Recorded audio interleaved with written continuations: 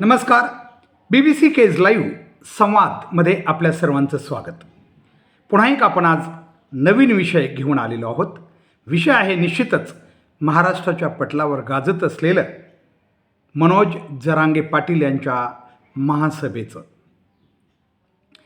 खरं तर ही महासभा अंतरवाली सराटी या गावी पार पडली.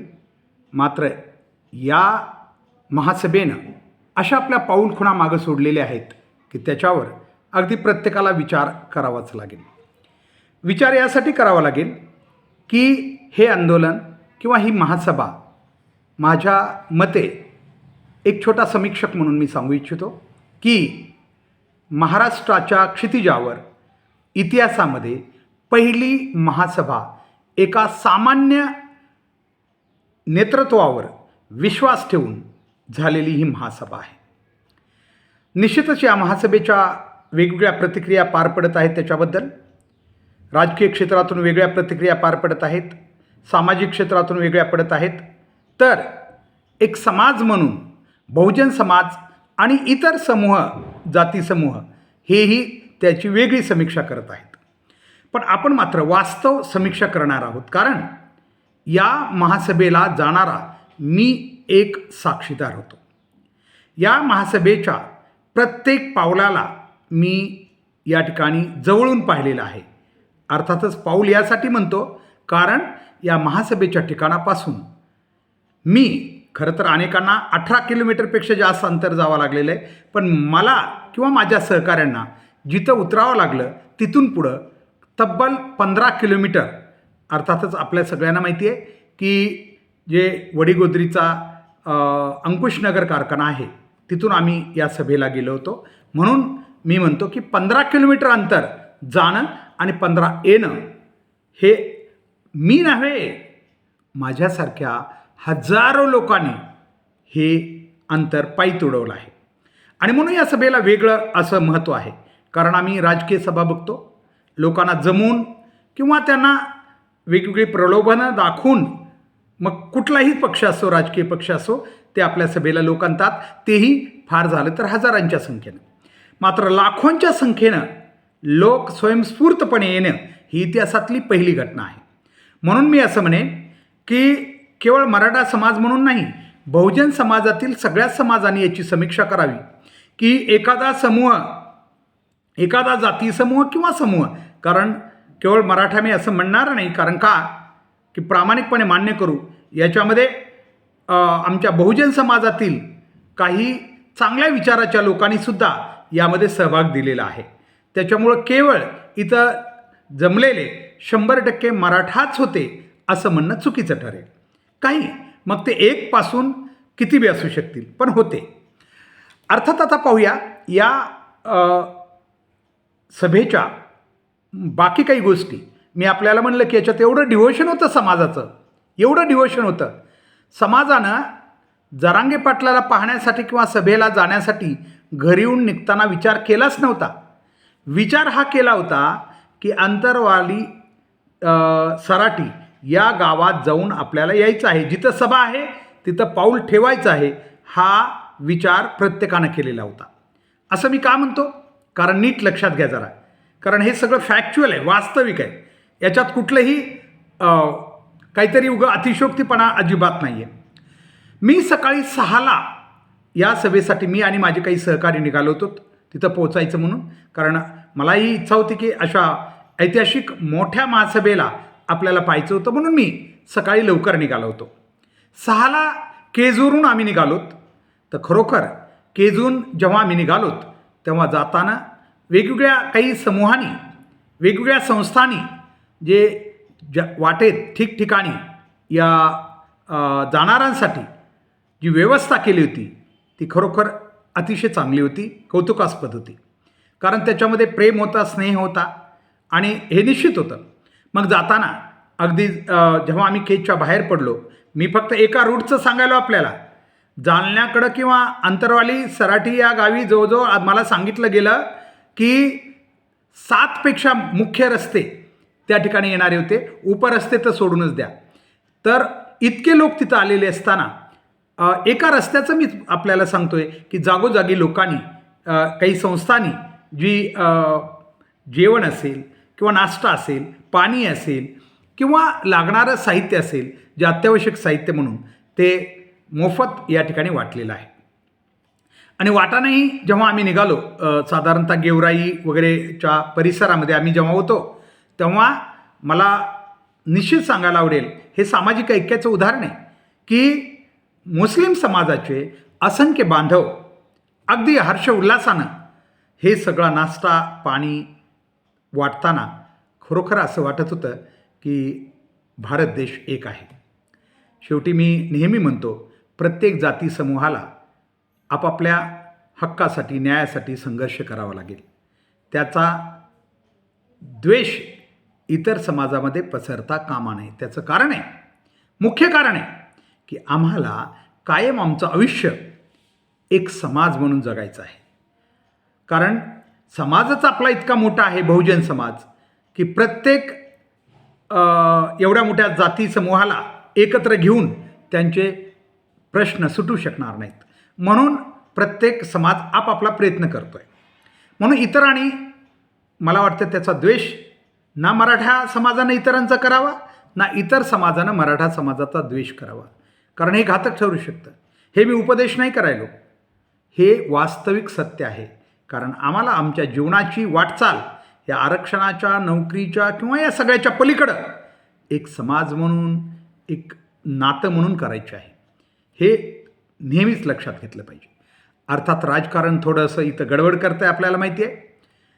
जरांगे पाटलांनीही कुठल्या बहुजन समाजातील कुठल्या जाती समूहाबद्दल किंवा ओबीसीबद्दल असेल किंवा इतर कुठल्याही समाज बांधवाबद्दल एक शब्दही काढलेला कधीच नाही. आणि माझ्या माहितीप्रमाणे त्यांची परिपक्वता पाहता ते काढणार बी नाहीत. पण नीट लक्षात घ्या, जी नेते मंडळी ना, ज्यांचा तिळपापड होऊ लागलेला आहे राजकारणात, मग ते कुठल्याही असो, मराठासुद्धा असू द्यात किंवा ओबीसी असू द्यात, यांच्यापासून दोन्ही समाजानं किंवा सर्वच समाजानं सावध राहणं खूप गरजेचं आहे. हे आपलं डॅमेज कंट्रोल करण्यासाठी काही कोणत्याही थराला जातील, कशीही भांडणं लावायचा प्रयत्न करतील. परंतु मी म्हणतो, त्या समाजाच्या प्रमुखांनी थोडं शिस्तीत राहिलं पाहिजे. ओबीसी संघटनाचे काही प्रमुख बी जरा थोडंसं गडबड करताना दिसत आहेत. ते सुद्धा अमुक नाही तमुक नाही. तर तुमच्याकडे ताकद आहे, तुम्ही एखाद्या गोष्टीला विरोध करायचा आहे, मोर्चातून वगैरे करा. परंतु हे असं जमणार नाही, त्याला अटक करा, अमुक करा, ही कोणती भाषा आहे? हे अजिबात असं योग्य नाही. कारण हा द्वेष जर वाढत गेला तर समाजात आपल्या सगळ्यालाच म्हणतो मी, जगणं मुश्किल होऊ शकतं. आणि म्हणून खरं तर आज माझी जी हेतू आहे मुख्य माझा, तो आहे की त्या त्या महासभेचं समीक्षा करणं. खरोखर ही महासभा यासाठी मोठी होती, मी मगा म्हटलं आपल्याला, की चालताना लक्षात घ्या, एवढा मोठा समाज आला. मीडियानं स्थानिकची दखल नक्कीच घेतली. आपण मीडियाबद्दल दोन्ही प्रिंट मीडियानं तर खूपच घेतली, त्यांचं कौतुक करावं लागेल, आणि इलेक्ट्रॉनिक मीडियानेही स्थानिकची दखल घेतली. पण मी मगा म्हटलं ना तुम्हाला, मी साक्षीदार आहे अगदी 15 किलोमीटरच्या त्या पायी अंतराचं, की ज्या ठिकाणी लोकांच्या भावना इतक्या जबरदस्त होत्या, इतकी निष्ठा होती या आंदोलनाबद्दल, या महासभेबद्दल, की ती शब्दातून ऐकत आम्ही पुढे गेलेलो होतो. लोक बोलतच होते. आणि खरोखर मनोज जरांगे पाटील यांनी मराठा समाज नव्हे, समस्त बहुजन समाजाला एक संदेश दिलेला आहे की एक सामान्य नेतृत्व कोणत्याही समाजाचा असू द्या, ते जर प्रामाणिक असेल, निस्वार्थ असेल, निपक्ष असेल आणि निर्भय असेल तर कुठलेही हेतू साध्य होऊ शकतात. आज तरी त्यांची वाटचाल या दिशेनं आहे. आणि म्हणून मराठा समाज बिलकुल पूर्णतः त्यांच्यावर विश्वास ठेवून आहे. आणि हा विश्वास ते सार्थ करतील अशी खात्रीसुद्धा आहे. त्याचं कारण आहे, जर का माणूस एकदा मोहमायातून बाहेर पडला ना, तर तो कशालाच विकला जाऊ शकत नाही. आणि त्याचं उदाहरण आहे मनोज जरांगे पाटील. मी मगा म्हणतो, पुन्हा सांगतोय, सगळ्या समाजाने हे लक्षात घ्यावं की नेते भरपूर आहेत, संघटनेचे प्रमुख भरपूर आहेत विकले जाणारे, त्यांचं रडू कशासाठी हे आपण लक्षात घेतलं पाहिजे.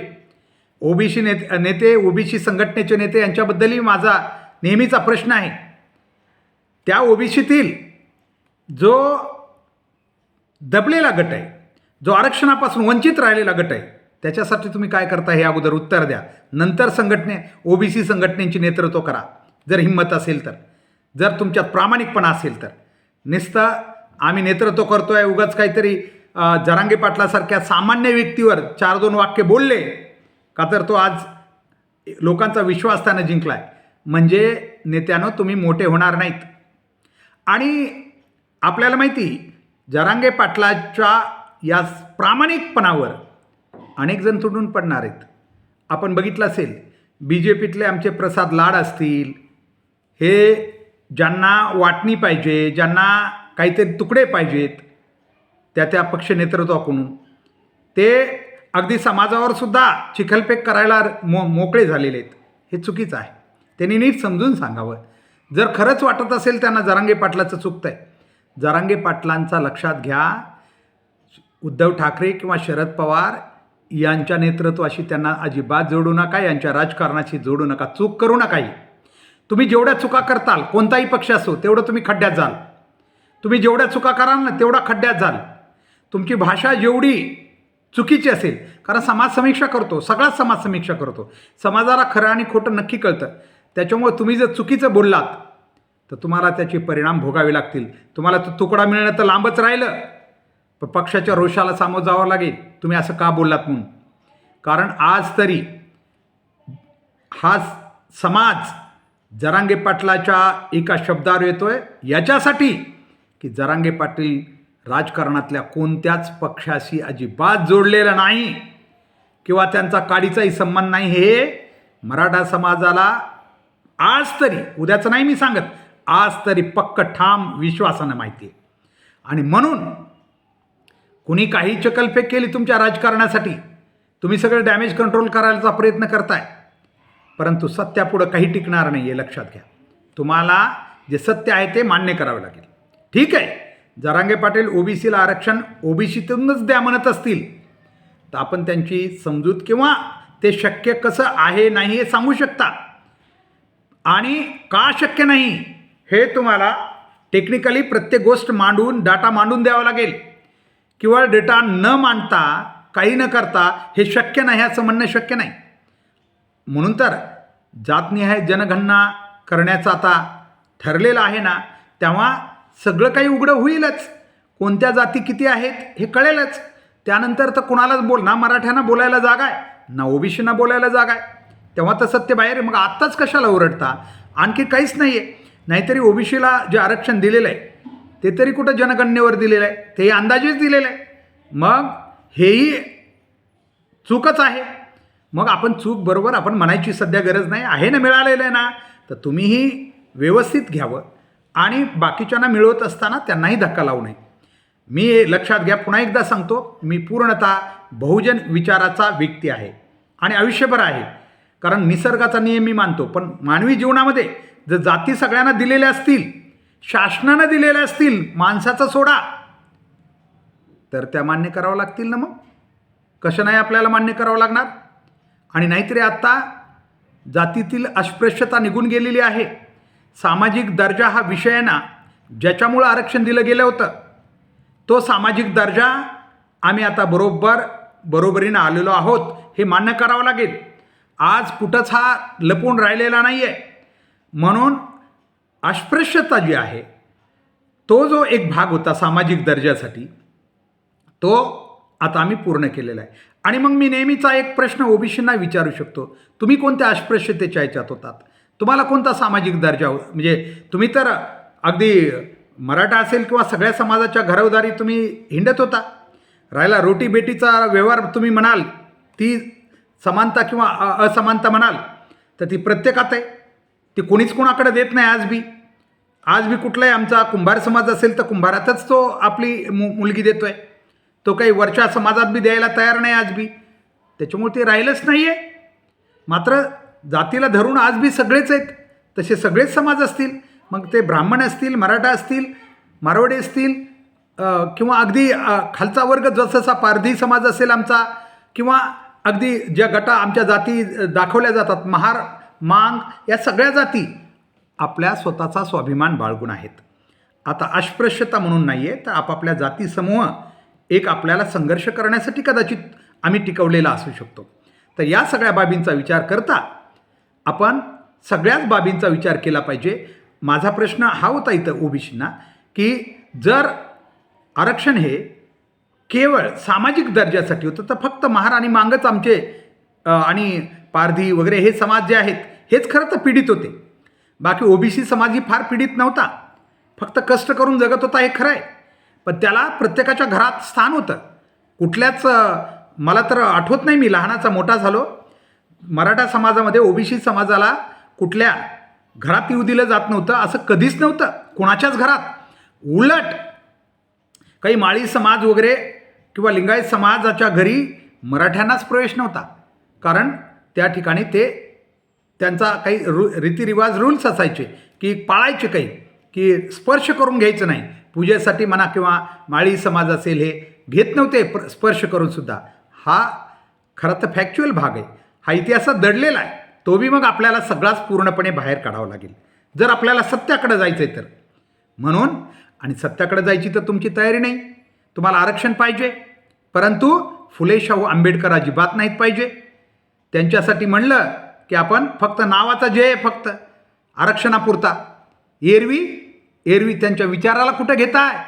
कारण कर्मकांडात सध्या ओबीसी आणि मराठा सगळ्यात पुढं आहेत. कर्मकांडामध्ये ब्राह्मण समाजापेक्षा सुद्धा कर्मकांडामध्ये ज्यांचा फुले शाहू आंबेडकरांना अजिबात मान्य नव्हतं, त्या विचारात हे सगळेच बसत नाहीत. जेवढे आरक्षण मागतायत आज ते अजिबात बसत नाहीत, कारण कर्मकांडात आज बी हे गुंतलेले आहेत. एकीकडं आम्हाला मनुवाद्यांचे सगळे विचार पाहिजेत, कर्मकांड पाहिजे, आणि दुसरीकडं आरक्षण बी पाहिजे. ही दुटप्पी भूमिका अजिबात मान्य नाही. आज जर आपण ओबीसी समाजातील बघितलं तर बुवाबाजी, भोंदूगिरी महाराज यांच्याशी जोडलेला सगळ्यात मोठा समाज इथं आहे. कारण का, मी कुणाच्या श्रद्धेबद्दल नाही म्हणत, परंतु समीक्षा जर केली तर सगळ्यात जास्त इथंही सगळं काही प्रत्यक्ष डोळ्यानं दिसणार.